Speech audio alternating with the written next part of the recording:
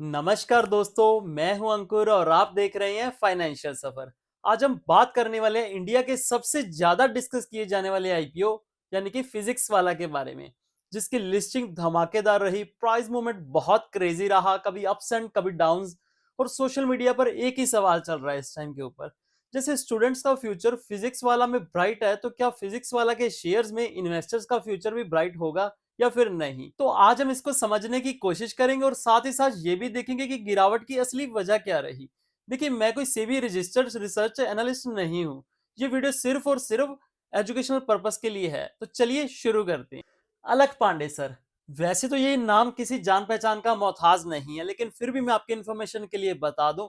Physics वाला यानी कि अलक पांडे सर और प्रतीक महेश्वरी जी की कंपनी, इन्होंने एक मिडिल क्लास फैमिली से निकलकर 9 साल के अंदर एक यूट्यूब चैनल से शुरुआत करके एक कंपनी बना डाली, जिसकी आज वैल्यूएशन 40,000 करोड़ प्लस है। और अभी कंपनी का नाम नेशनल स्टॉक एक्सचेंज पर रजिस्टर्ड हो चुका है, मतलब ऑफिशियली एक लिस्टेड कंपनी बन चुकी है। आप फिजिक्स वाला के शेयर्स कभी मर्जी खरीद बेच सकते हो अपने डीमैट अकाउंट से। आईपीओ की लिस्टिंग की बात करते हैं पहले। आईपीओ का जो प्राइस बैंड था वो 103 रुपए से लेके 109 रुपए रखा गया था, और जो लिस्टिंग हुई वो 145 यानी कि 145 रुपए पे हुई। और डिमांड की वजह से ये प्राइस पहुंच गया 162 रुपए के करीब।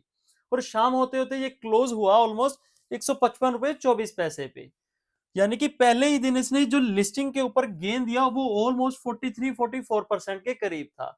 तो सवाल ये आता है कि जब इतनी शानदार लिस्टिंग रही, तो फिर भी आखिर अगले ही दिन स्टॉक का जो प्राइस है वो क्यों गिरने लगा। स्टॉक का प्राइस गिरने के पीछे दो बड़े रीजन थे। सबसे पहले कि इंडिया में लोग आईपीओ को ना एक क्विक प्रॉफिट मशीन या फिर एक लॉटरी की तरह ट्रीट करने लगे हैं। जैसे कि अलॉट हुआ 109 पे, लिस्टिंग हो गई 145 और ऊपर से चला गया 162। तो यहाँ पे रिटेल इन्वेस्टर ने अपना स्टॉक को सेल करना शुरू कर दिया। रिटेल इन्वेस्टर ने प्रॉफिट बुक करना शुरू कर दिया, जिसकी वजह से एक हैवी सेलिंग्स हुई और प्राइस गिरने लगा। ये कोई पहली बार नहीं हुआ है, यही पैटर्न हमने लेंसकार्ट, जोमेटो, पेटीएम सब जगह देखा। फिजिक्स वाला के आईपीओ में भी यही बड़ा कारण था। कंपनी के दिए हुए डाटा के मुताबिक उन्होंने बताया कि फाइनेंशियल ईयर 2025 के अंदर उन्होंने 905 करोड़ रुपए का रेवेन्यू जनरेट किया, जिसके अंदर उन्होंने 127 करोड़ रुपए का लॉस शो किया है। तो लॉस होने के बावजूद वैल्यूएशन हाई रखेगी। इसी वजह से कुछ एनालिस्ट ने कहा है कि स्टॉक थोड़ा ओवर प्राइस लग रहा है। ये भी एक बड़ा कारण देखा गया प्राइस करेक्शन के पीछे का। अब सवाल ये है कि आगे क्या हो सकता है। देखिए, ये पूरी तरह डिपेंड करता है आगे कंपनी का जो परफॉर्मेंस है वो किस तरह से रहेगा। अगर कंपनी रिवेन्यू बढ़ाती है, लॉसेस को रिड्यूस करती है, जो इनके ऑफलाइन सेंटर्स हैं उनको एक्सपेंड करती है, तो लॉन्ग टर्म में स्टेबिलिटी आ सकती है। अगर इस तरह से नहीं हो पाता तो वोलेटिलिटी कंटिन्यू रहेगी, क्योंकि जो लॉस मेकिंग कंपनीज के स्टॉक्स होते हैं वो हमेशा ज्यादा स्विंग करते हैं, जैसे आप ये चार्ट पर देख पा रहे होंगे। दोस्तों, एट द एंड अगर मैं अपने ओपिनियन की बात करूं तो फाइनली मैं यही कहना चाहूंगा कि जो फिजिक्स वाला का आईपीओ था वो शॉर्ट टर्म इन्वेस्टर के लिए एक लिस्टिंग गेन अपॉर्चुनिटी था।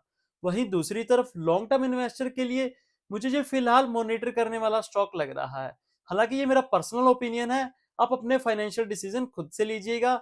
अभी नंबर जरूर वीक है, लेकिन ब्रांड स्ट्रांग है और जो मार्केट है वो तो अनप्रडिक्टेबल है। जो कंपनी है वो प्रॉफिट्स में रिटर्न नहीं करती, तो ये स्टॉक इसी तरह से जिगजैग मूवमेंट दे सकता है। अभी जाने से पहले एक क्वेश्चन आपके लिए। तो क्या आपको फिजिक्स वाला की आईपीओ की अलॉटमेंट हुई थी या फिर आपने बाद में खरीदा? कमेंट करके जरूर बताइएगा। जल्द मिलते हैं नेक्स्ट वीडियो के अंदर, तब तक के लिए कीप इन्वेस्टिंग, हैप्पी इन्वेस्टिंग।